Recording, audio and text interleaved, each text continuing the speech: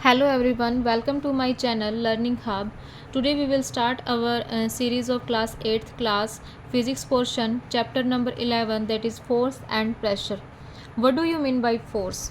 Actions like picking, opening, shutting, kicking, hitting, lifting, flicking, pushing, pulling are often used to describe certain tasks. मतलब किसी चीज़ को खींचना, push क्या होता है, धक्का देना, पुल क्या होता है खींचना, फ्लिकिंग होता है झटका देना। इस टाइप के जो एक्शन होते हैं उन सब में क्या लगता है, फोर्स लगता है। Okay, as you seen in the pictures here, A, B and C,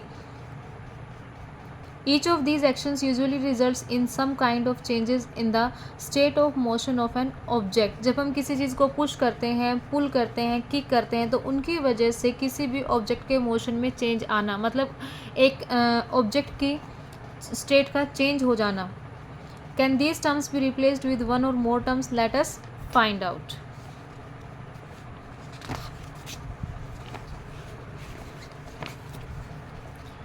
first of all we doing an activity moving a book placed on a table. एक टेबल के ऊपर बुक रखी हुई है, जब हम उसको मूव करते हैं तो वो कौन सा एक्शन होगा? पुशिंग होगा, पुलिंग होगा या लिफ्टिंग होगा? ओके, दोनों ही होंगे इसके अंदर, पुशिंग भी हो सकता है और पुलिंग भी हो सकता है। ओपनिंग और शटिंग अ डोर, डोर को ओपन करना या शट करना, मतलब ओपन करना, खोलना या बंद करना। खोलने में क्या होगा? पुलिंग होगा, बंद करने में क्या होगा? पुशिंग होगा। Okay, drawing a bucket of water from a well, well क्या होता है? कुआं। कुएं से जब हम पानी की बकेट को बाहर निकालते हैं तो उसमें हम क्या कर रहे हैं? रस्सी को खींच रहे हैं, रोप को अपनी तरफ खींच रहे हैं, तो उसमें कौन सा इफेक्ट आ रहा है? हमारा पुलिंग हो रहा है। अ football player taking a penalty kick, जब एक फुटबॉल प्लेयर पेनल्टी किक लेता है तो वो कौन सा एक्शन करता है? Pushing. A cricket ball hit by a batsman, जब एक क्रिकेट बॉल हिट की जाती है बैट्समैन के द्वारा तो कौन सा एक्शन होता है? हमारा पुशिंग। मूविंग अ loaded car, loaded cart, loaded cart का मतलब है सामान रख के, जब जब ये रेलवे स्टेशन पर होते हैं, सामान रख के जब कुली करता है अपनी तरफ खींचता है तो कौन सा एक्शन होता है? पुलिंग होता है। ओपनिंग अ ड्रॉर, टेबल के नीचे जो ड्रॉर होती है, ड्रॉर को ओपन करना, कौन सा एक्शन होगा? पुलिंग होगा। और ड्रॉर को क्लोज करने में कौन सा एक्शन आएगा? पुशिंग आएगा। ओके, सो यहाँ पे हमें पता चला कि पुलिंग और पुशिंग होता क्या है, दोनों की टर्म्स क्या है। Now in science, a push और पुल ऑन एन ऑब्जेक्ट, किसी भी ऑब्जेक्ट को पुल करना या पुश करना is known as a force, क्योंकि जब भी हम किसी चीज़ को पुल करते हैं या पुश करते हैं तो उसमें क्या लगता है? फोर्स लगता है। So here is the definition of force, a push और अ पुल ऑन एन ऑब्जेक्ट, किसी चीज़ को खींचना या धकेलना क्या कहलाता है? फोर्स कहलाता है। Thus we can say that the motion imparted to objects was due to the action of a force, मतलब ऑब्जेक्ट्स के अंदर जो भी मोशन आया है वो किसकी वजह से आया है? फोर्स की वजह से आया है। फॉर एग्जाम्पल अगर हम यहाँ पे देखें, forces are due to an interaction, मतलब दो चीज़ों के बीच में जब इंट्रैक्शन टेक प्लेस करता है उस इंट्रैक्शन की वजह से ही फोर्स होता है। In figure 11.2, a man standing behind a stationary car, अब एक पर्सन है, स्टेशनरी कार मतलब ये कार जो है वो रुकी हुई है, एक पर्सन जो है इसके पीछे खड़ा। अभी इन दोनों में कोई इंट्रैक्शन नहीं हो रहा है, ना कार आगे जा रही है ना पर्सन कुछ कर रहा है, but in when we say in the figure 11.2 a car being pushed by a man, अब इसमें ये मैन क्या कर रहा है? कार को पुश कर रहा है, मतलब कार को धकेल रहा है। तो अब कार की क्या होगी? मूवमेंट होगी। जब तक उसने धकेला नहीं, कार स्टेशनरी थी, मतलब रुकी हुई थी, बट जब उसने स्टार्ट कर दिया, अपना फोर्स लगाना स्टार्ट कर दिया, फोर्स अब यहाँ पे क्या हो गया? Pushing. when he start pushing a car, car starts moving. Okay, so that's why forces are due to an interaction between the two objects, जब दोनों ऑब्जेक्ट्स के बीच में इंटरेक्शन होगा वही फोर्स होगा। Note that the man has to push the car to make it move, कि man ने उसको पुश किया है उसको मूव करने के लिए। Okay, figure 11.3 shows three situations that may be familiar to you. Can you decide who is pulling and who is pushing in these cases, मतलब कौन पुल कर रहा है और कौन पुश कर रहा है इस केस में। 11.3a, both the girls appear to push each other while the pair of girls are trying to pull। 11.3 में क्या हो रहा है? दोनों गर्ल क्या कर रही हैं? आपस में पुश कर रही हैं।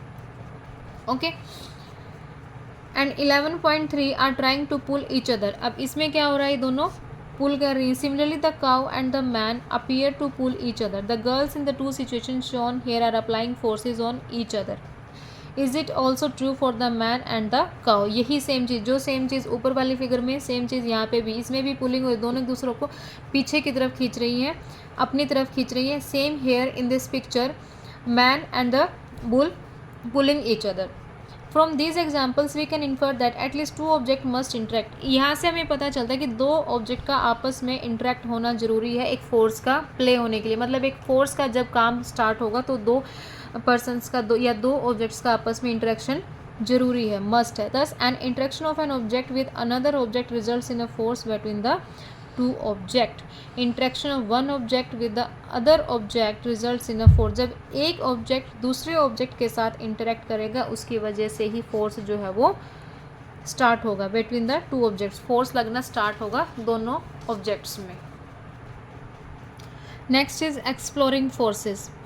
Choose a heavy, now we read activity 11.2. Choose a heavy object like a table or a box. एक heavy object table या box को हमने choose किया है, which you can move only by pushing hard, जिसको हम पुश करके उसको मूव करवा सकते हैं। Try to push it all by yourself, can you move it, क्या हम उसको मूव कर सकते हैं। Now ask one of your friends to help your in pushing it in the same direction. Is it easier to move it now, can you explain why? Now push the same object but ask your friend to push it from the opposite side. Does the object move? If it does, note the direction in which it moves. Can you guess which one of you is applying a larger force? Okay अब इस activity में क्या है, हमने एक box लिया है, अब हम उस बॉक्स को एक डायरेक्शन में मूव कर रहे हैं। जब दोनों फ्रेंड आपस में मिलके एक डायरेक्शन में मूव करेंगे तो हमारा फोर्स क्या हो जाएगा, ऐड हो जाएगा। ओके बट जब दोनों फ्रेंड आपस में उसको अपोजिट डायरेक्शन में, एक इस डायरेक्शन में अप्लाई कर रहा है फोर्स को, एक उसे अपोजिट डायरेक्शन में अप्लाई कर रहा है, ठीक है, तो इसमें मूवमेंट नहीं होगी, वो जस्ट फोर्स अप्लाई कर रहे हैं, बट ना टेबल उधर जाएगा ना इधर आएगा, ठीक है, तो इसमें हमारा फोर्स क्या हो जाएगा, माइनस हो जाएगा। जब हमारा फोर्स सेम डायरेक्शन में लगता है तो फोर्स जो है वो ऐड ऑन हो जाता है और ऑब्जेक्ट जो है वो ईजिली मूव करेगा। बट जब फोर्स अपोजिट डायरेक्शन में लग रहा है तो उसमें हमारा फोर्स जो है वो माइनस हो जाएगा और ऑब्जेक्ट जो है वो भी मूव नहीं करेगा। Okay Have you ever seen a game of tug of war? In this game, two teams pull at a rope in opposite direction. दोनों क्या है, अपोजिट डायरेक्शन में मूव कर खींच रहे हैं। Members of both the team try to pull the rope in their direction. दोनों team के जो मेंबर्स होते हैं वो अपनी अपनी तरफ जो है रोप को ट्राई करते हैं पुल करने की। Sometimes the rope simply doesn't move. अगर दोनों तरफ फोर्स इक्वल होगा तो रोप जो है वो मूव नहीं करेगी। अगर एक डायरेक्शन में फोर्स ज़्यादा है, दूसरी डायरेक्शन में फोर्स कम लग रहा है, तो जिस साइड फोर्स ज़्यादा होगा रोप उसी साइड मूव करेगी। Is it not similar to that situation? The team that pulls harder, आगे ना यही बात जो मैं बोल रही थी कि जो टीम ज़्यादा हार्डर पुल करेगी, the team that pulls harder that is applies a large force finally wins the game. Means जो टीम ज़्यादा फोर्स अप्लाई करेगी, जिस डायरेक्शन में ज़्यादा फोर्स होगा उसी डायरेक्शन में रोप की मूवमेंट भी होगी। Okay team that pulls harder that is applies a large force finally wins the game. Force is applied on an object in the same direction add to one, जो force apply होगा same direction में वो add हो जाता है। Okay if the two forces act in the opposite direction on an object, अगर force आपका opposite direction में लग रहा है, the net force acting on difference between the two object. Simple सी बात है यहाँ पे, अगर फोर्स एक डायरेक्शन में जा रहा है तो फोर्स आपका ऐड हो जाएगा। फॉर एग्जांपल दोनों अगर 10 न्यूटन जो है वो फोर्स की यूनिट होती है, 10 वन पर्सन अप्लाई कर रहा है, 10 सेकंड पर्सन अप्लाई कर रहा है और दोनों सेम डायरेक्शन में जा रहे हैं तो टोटल फोर्स कितना हो जाएगा, 20 हो जाएगा। बट दोनों अगर अपोजिट डायरेक्शन में खड़े हैं और 10 राइट वाला अप्लाई कर रहा है और 10 लेफ्ट वाला अप्लाई कर रहा है तो जो आपका नेट फोर्स होगा वो क्या हो जाएगा, 0 हो जाएगा, क्योंकि अपोजिट डायरेक्शन में आपका फोर्स जो है वो नील हो जाता है, 0 हो जाता है, और सेम डायरेक्शन में आपका जो फोर्स है वो एड ऑन हो जाता है। And one main line in this, the strength of a force is usually expressed by its magnitude. जो strength होती है मतलब कितना जोर आप लगा रहे हैं, कितना फोर्स आप लगा रहे हैं, उसको हम किस में एक्सप्रेस करते हैं, मैग्नीट्यूड में। Okay next read